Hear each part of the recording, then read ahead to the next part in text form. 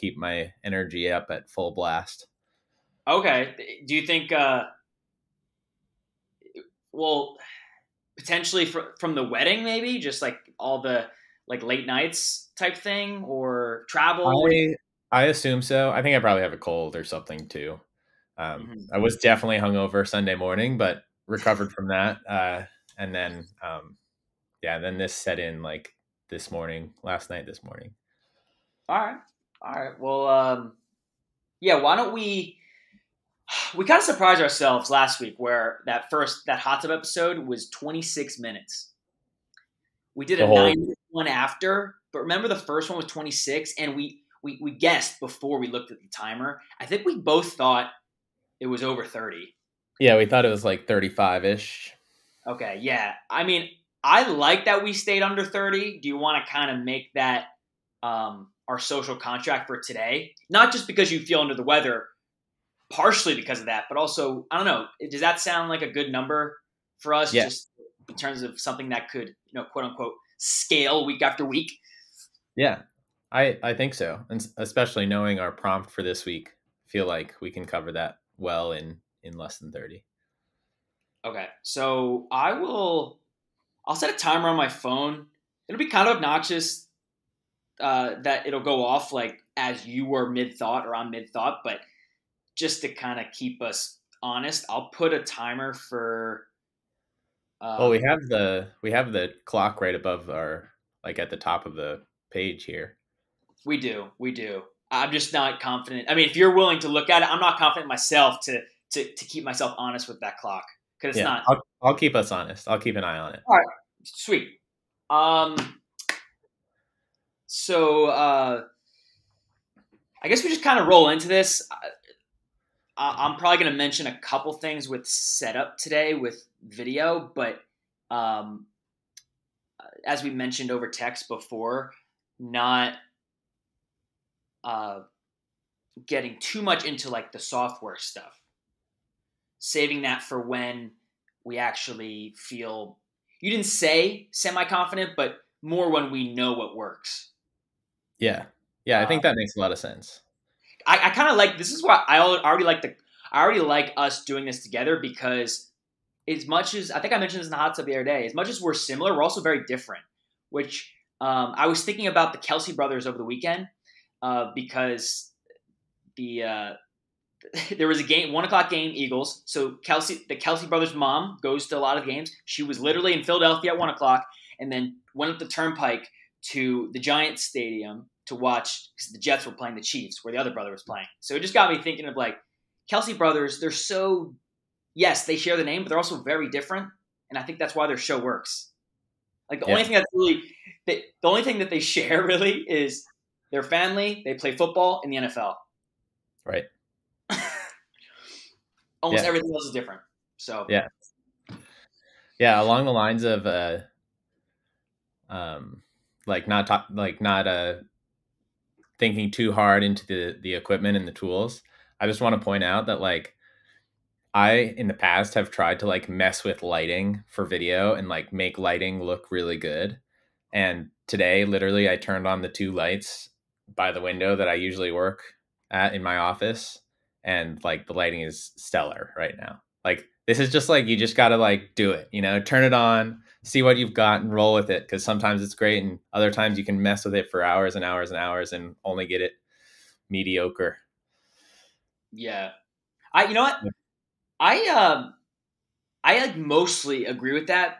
Part of what I think helps a bit is so I I've been trying to figure out how to get, because you mentioned in the hot tub the other day, I'm a portable content maestro, something of that nature, and it got me thinking that that's part of something I feel like I haven't totally cracked yet. Because if someone came to me and said, could you sell me a kit, or kit.co, a lot of YouTubers have kit.co accounts. I don't know if I could really do that. It's always been like case by case figuring it out. But one thing is that I found an old lamp from my grandma that has like a mosaic glass lampshade on it. And it's almost like, of all the lamps I've used, it's almost like a built-in filter. So if I turn that on, it kind of has like Yeah. compared to other lamps I've used, and even if it's a little overexposed, I've noticed that when I've done test recordings, it since we're only, I mean, I know I'm only recording at 720 because I have an older Mac. It doesn't go to 1080 the way the newer Macs go. Um, the lighting on a lower resolution, it's almost a good test to see if what's working is good, because it fills in the hollow. I don't know the words for it, but it fills in the graininess if you do it semi good. That's what I Yeah. found. Yeah. Yeah. It's like when like vloggers talk about creating a vlog and they're like, you can spend like all the money in the world in the best equipment, but if you don't have a good story, people aren't going to watch your vlog. And Yeah, there's like some of the best vloggers in the world, like Casey Neistat, for example. Like he regularly records on like a 8-year-old, 10-year-old like point and shoot camera, and he does that because he has it in his pocket. It's durable. Like he knows it super well. There's some advantages of it over like a big new camera, and his vlogs get a gazillion views just because he aces that kind of story. Like that's one thing. Like I love gear. Like I love tech. Like I love the newest computer and all that. But I've become more and more aware recently of how like if you don't have like a great thing to use it on to like a story to tell or like something to build, then it's just like a shiny object, you know? Which is like sad for me because I love it so much. Like I want it to just like be a wonderful thing in itself, which it kind of is, but it also needs that usage to really be as magical as it can be. yeah.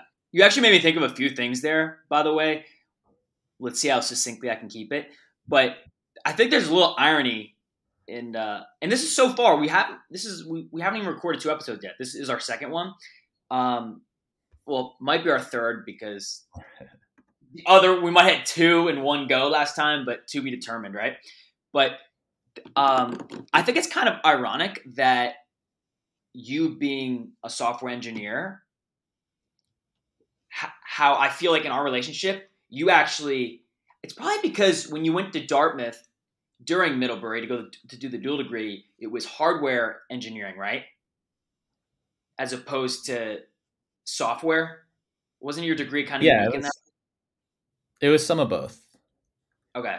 Because I never heard of that before. Because most of my friends who've done any coding job, they are software, software engineer through and through. But when you said about the gear, I think of you love the gear, I love the software for video. This relationship could be a nightmare because we could augment each other's perfectionism. But if we're both aware of that, we can almost laugh about it and say, all right, well, Randy's going into software fantasy world. Craig's going into gear fantasy world, and then we can kind of one laugh about it, and two maybe not use it to get us off track. Because I know I can get off track, and I have when I've done a solo show. Because there's no watchdog. You're kind of my watchdog, and then sometimes I'm kind of your watchdog. Yeah, totally. Yeah, like I could totally foresee a situation where I'm like, we could just like buy this like $800 light and it would just like be a perfect setup every time. And you could pull me back to the goals, to the metrics, like I've said many times before, it's like so helpful to have kind of that like very direct measurable thing that you're trying to work towards. And like if a certain tool or a certain light or piece of gear helps you achieve that, then and it's worth the investment, then that's good. But otherwise, then it's a decision for a later time. So like having that like very clearly defined measurable metric just like keeps me in the right track pretty well. It's funny you mentioned about the metric. I did get partway through the podcast episode you sent me. So for those of you who don't know, Craig sent me an episode based on our conversation from Andrew Huberman. We go back and forth on Huberman or Huberman. It's almost like in Spanish, the H is silent. Hacer. But side note. I got partway through that. I like the way he explains stuff. I'm also the thing I am struggling with a little bit is I think for me to listen to a 90-minute in one sitting, I don't think Adrian Huberman. It's funny because if he ever were to listen to it at some point, it's like I'm talking smack. I think it's just I've listened to people that have more of that pizzazz. That's a little bit easier for me. Like Guy Raz has more of that pizzazz, if that makes sense. And his voice is also kind of nerdy and just unique enough where it's like I've not heard that voice today. Yeah, so I think about his podcast like from the perspective of like a scientific paper. It's like Guy Raz, I like I'm coming at it from the lens of like entertainment, but I want to learn something. Huberman, I come from the lens of like I'm gonna read a scientific paper and like learn some real science here, and then like they're meeting in the middle kind of, but they're on the opposite ends of that spectrum. You know, it's like Huberman's very scientific, like he covers his bases. Like you can tell when he's like, oh, somebody's going to misinterpret this and like quote me on this or whatever. And like, that's not the correct science. So I'm going to like reiterate it and like say it in this way this time. And so it's like, I definitely have to focus when I'm listening to his stuff. Have you found a helpful? I guess maybe we are going on a tangent already. I was going to ask a question right now. I can still ask it, but I can also go back to. I was trying to think about the prompt for today because we texted about it before, and the one thing I thought would start us as the prompt. I say start. I look at the timer. We're almost 12 minutes in. Probably 9 minutes of the actual show because we were chit-chatting in the beginning. But the question I have here is 2 words. Why weekly? And I thought that might lead us into why when and how we bring guests on and why we're doing it that way.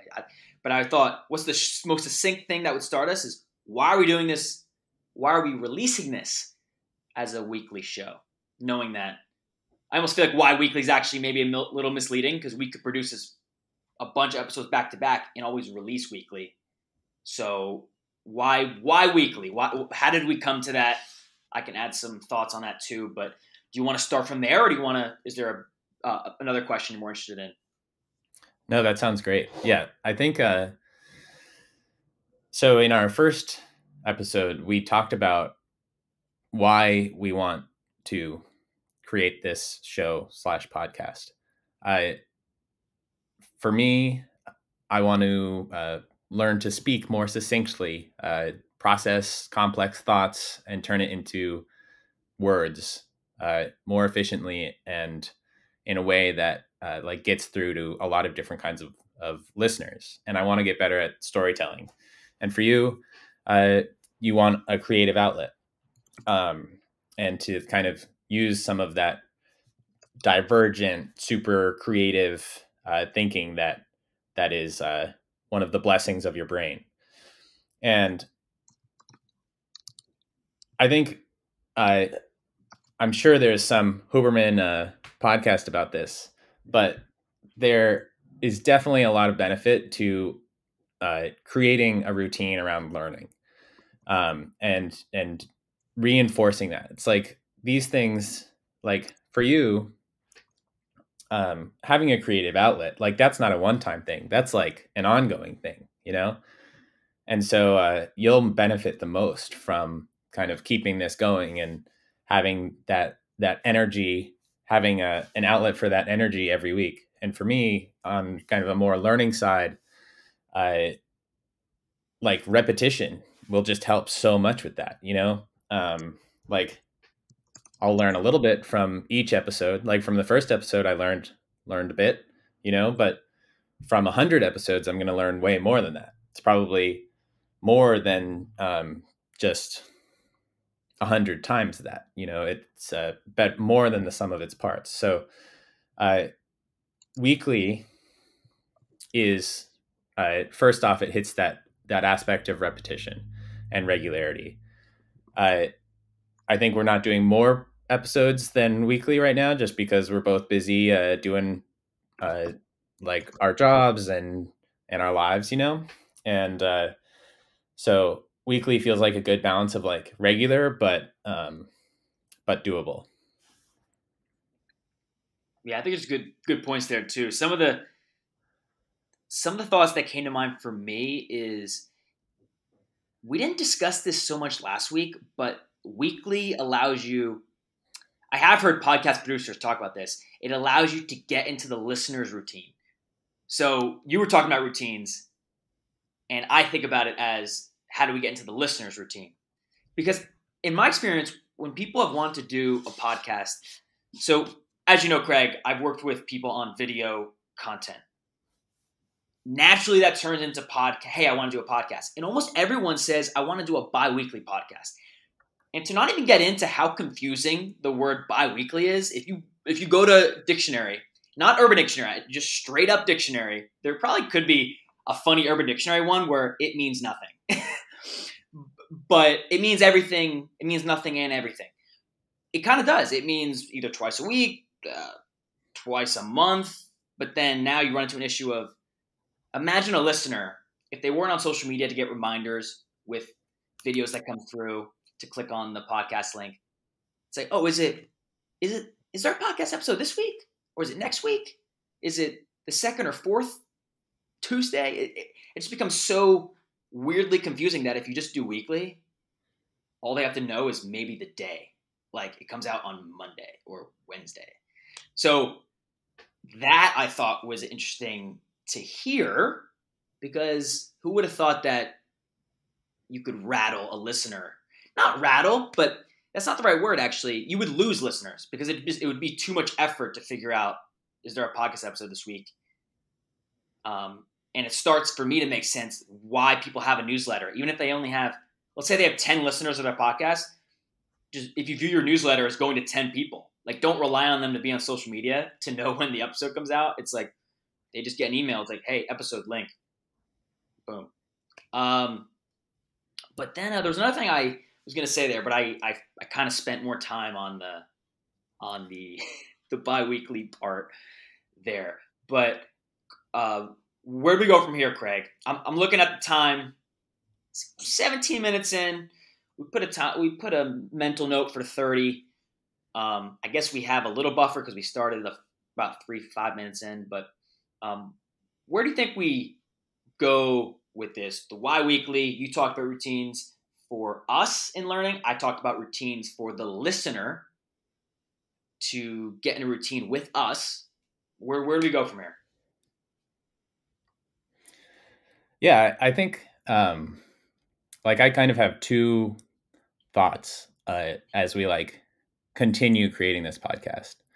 One is like the metric will change. Like one interesting thing about what you just said there is like the routine of the listener is related to a metric around like listens or subscribers or whatever. It's a listener based metric.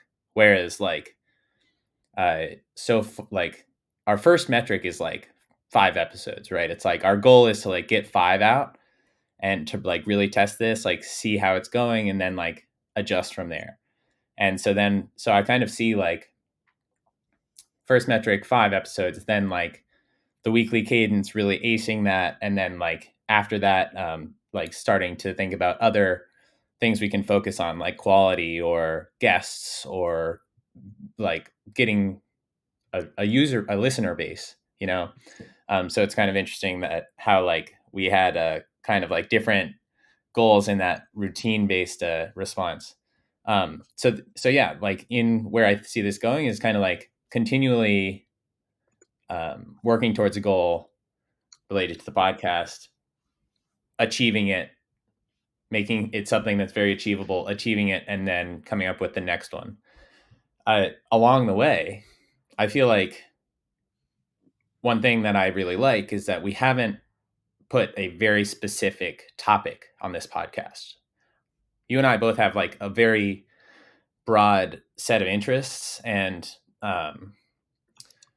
like in our goals, each of our respective goals for why we want to do this, there's nothing that's like specific to a certain topic or something. So I feel like we can both reach our goals by talking about kind of whatever we want, whatever comes up. And so one thing that I'm going to do after today is kind of have like a running tally of prompts so that whenever we get to an episode where we don't have like a super obvious thing to talk about, then we can kind of have this backlog of different possible things to talk about. And maybe we can collaborate on that list and have it be a shared note or something so that we can kind of like have a running tally, a feel for like what the options are and what we might want to do each week. That's a good idea. That's a really good idea. And also, I would like to point out, I don't know if you're noticing, Craig, but I've been messing around with the features on the recording here. I was writing in the chat, and then I realized there was a footnotes option. So I started just writing stuff in the footnotes that I feel like that would be the role for a producer, like a third person. But anyways, it'll help us if we want to get back to a certain part quickly. You said something about metrics, and you're really challenging me to think differently about things in terms of metrics. But it's helpful because I think your take on metrics is heavily influenced by Huberman's, that episode you sent of Huberman, right? Like having a metric. And I love it because you were able to break through for me about taking that thing I've heard from other podcast producers about you want to get into the listener's routine. And you were able to say, well, that's a metric based on listens. And it's funny, it's obvious for you, probably, because it's almost more obvious to see through when other people are saying something than when ourselves are saying it. But I was like, oh, wait, that's totally right. So I'm actually curious to see how that metrics way of thinking will get me to consider things differently, but also more, and I mean this in the best way possible, to consider things more simply.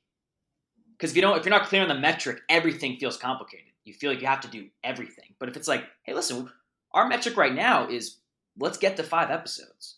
Or maybe you can put it more eloquently or in a better metric form. But that's my understanding is our metric is get to 5 episodes. It has nothing to do with listens. It has nothing to do with getting in the listener's routine. I mean, we'll have to talk about things people care about to care about that, right?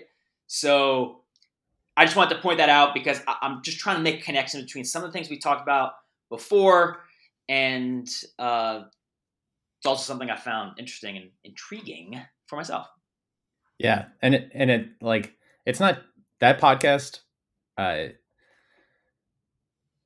has some good language around it. And it's, so for the listeners, we probably should have mentioned this earlier, but it's like a toolkit for goal setting. And so there's a bunch of different tools around how to set a goal and how to achieve it. But one of these is to have a goal be like measurable and have metrics related to the success of the goal. So that kind of ties into what we're talking about here. But that also ties into my work and like a bunch of stuff I learned in college and stuff. And like engineering is very metric driven. It's just like engineers, if you've ever met one, you know they're not like wishy-washy people. They're like detail oriented, like achieve this thing. And they're that like that because engineering works well with that structure. Like otherwise, engineers would just be building cool stuff that doesn't do anything. And so through Which I'm work, sure that happens, right? sometimes that happens. Yeah. Totally. And a lot of times those companies fail. It makes sense. It's obvious now that you say it, but it makes sense. Yeah.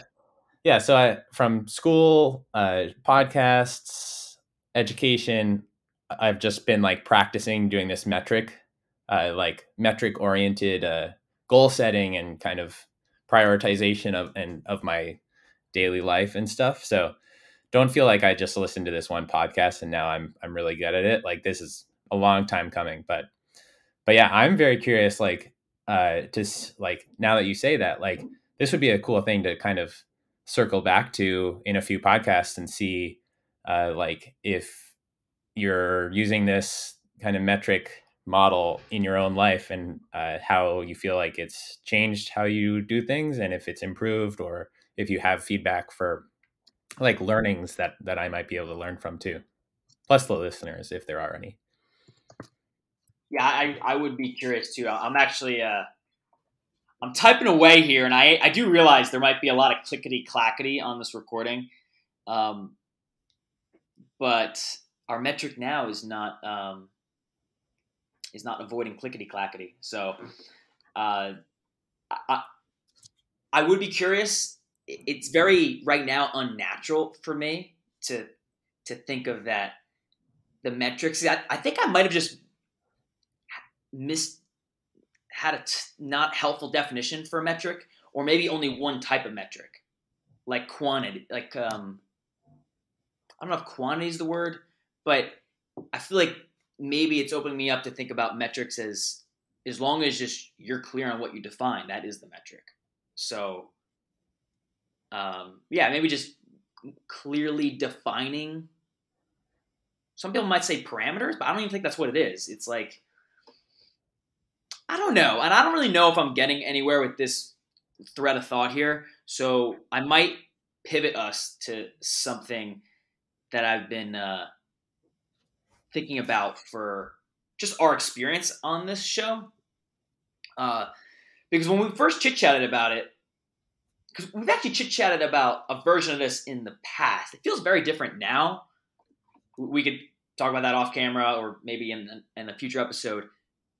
But in the past, for me, it made sense to like I'll do the show, and then I'll have Craig on.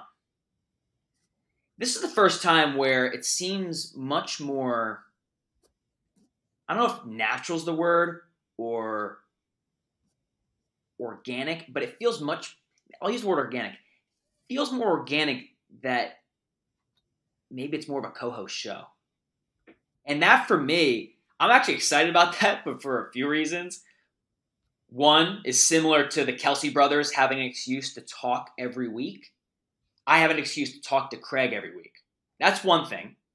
The second thing is it won't be so goddamn solitary, right? Like until you build up a listener base, doing a podcast is a very solitary experience. And even when you do have a listener base, I'm sure it is solitary too, because I guess the closest thing you can get to not being solitary is doing a live stream for your recordings. But even then, I mean, trying to record, answer comments that are coming in. So those are the couple things there. And then I also have one point that I was going to mention way earlier, but it's this idea of separating church and state with the idea of a way to keep us honest. So you mentioned storytelling is something that when you started your solo podcast, that was like your main goal. Like, I want to get better at storytelling.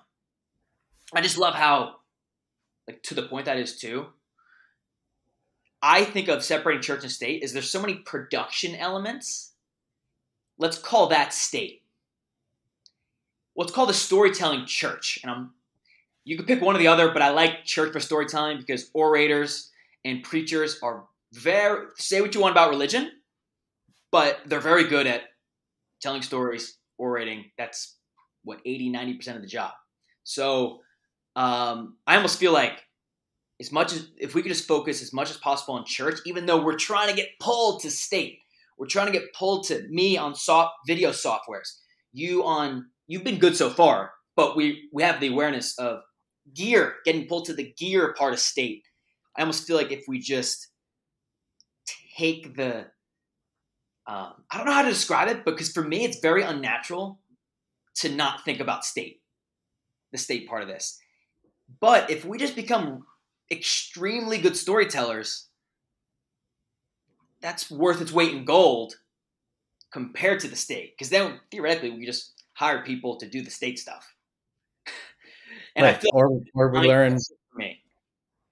Yeah, or we learn that like people don't care about the video, so we can just focus on audio. Or like the production is like a listener goal, right? It's like our goals for doing this, like the creative outlet, storytelling, those goals are all about us. Like really, like there's very little difference. Like we could kind of work on those goals by just talking to each other on the phone. Like we could pretend to have a show and achieve a lot for those those goals without ever publishing anything, without ever pressing record, you know. But the recording is kind of tricks our brains into saying, like, this is a real thing. Like, you're accountable to other people other than yourself. And that kind of goes back to the co-hosting thing. It's like when we're working together on it, it's like you're accountable for someone else on this. Like this week, not feeling well, like pretty busy at work, you know, like I would probably wouldn't do a podcast this week, you know. I would let it slide, lots of other stuff going on. But because you're here, it's like way easier to say, okay, like this has to be part of the schedule. We're going to make it work. So that's like a really nice aspect of the co-hosting. Yeah. No, I agree with a lot of that. It's really challenging me. I think the hardest thing about for me, so when I think about it as me trying to operate a business, and when I've been trying to get a foothold on my branding being different, there's certain things that I just went against to be different, but I'm slowly, some of those things, I just think they're true. Like what you said. I specifically remember recording a video about if you want to do content as a business owner, you shouldn't have to rely on a co-host.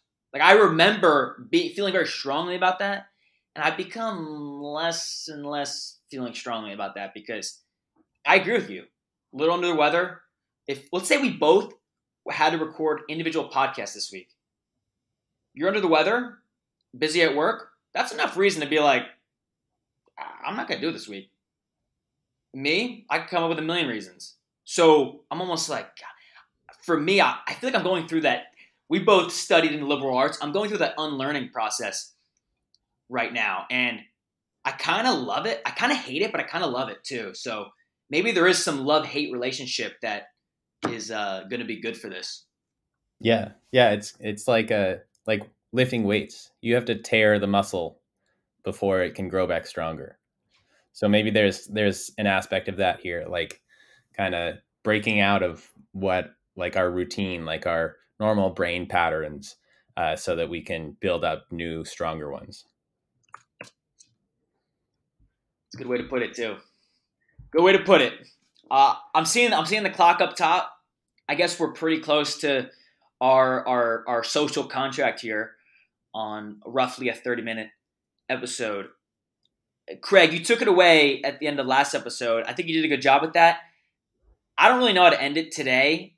If you feel confident doing, awesome. If not, I'll just go for it. But what do you think potentially be a good way to wrap up today? Yeah, I'll take it away, and then if you don't like how it goes, you can do your own ending, and we'll see what the editors you put in the final edit. Yeah. So this episode 2, maybe episode 3, it's all about why we're doing this, why weekly, why co-host, how we'll kind of proceed from here to achieve our goals that we laid out in the first podcast. Along the way, we got a bit of this and a bit of that, but one kind of overarching theme that it sounds like came up was how, like, we're thinking about how we're doing things. We're thinking about how we think. We're thinking about setting goals, achieving goals, working towards things. We're engaging with different topics in an intellectual manner. And I think that we could have spent this episode and had like a very clearly written down, why are we doing this podcast? What is it going to look like? Or we could have just shown our listeners, shown you. And I think we did the second here. And it wasn't as polished as it could have been, you know. Well, we're getting better at this. This is why we're doing this, at least partially. So I think this is like a great kind of starting point to work forward from, and work towards those goals that we laid out in the first episode. So thank you all for listening, and we'll have a new prompt for you next week.